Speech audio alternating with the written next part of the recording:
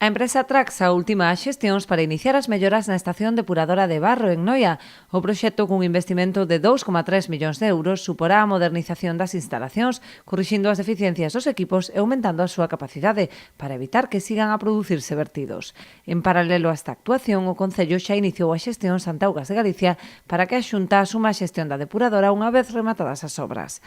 Parte da concesionaria actual, que é GESECO, queren tamén, e solicitaron varias veces ao Concello, deixar esa explotación, e estamos facendo as xestións ca Xunta de Galicia para valorar a posibilidade de que, unha vez que estén rematadas esas obras, en vez de ser unha xestión directa por parte do Concello, unha xestión municipal, que poida ser asumida por parte de Augas de Galicia a través da Xunta de Galicia. Eso suporía pois que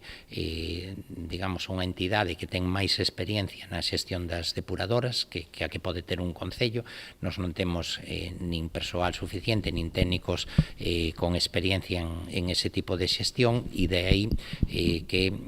en varias ocasións pois fixéramos as xestións para, unha vez rematada esta obra, que pase a xestionalo directamente a Augas de Galicia. De ser así, o Concello tería que transferir os fondos do canon da auga á Administración Autonómica, pero contaría cunha xestión máis técnica a cargo de profesionais especializados en infraestructuras hidráulicas.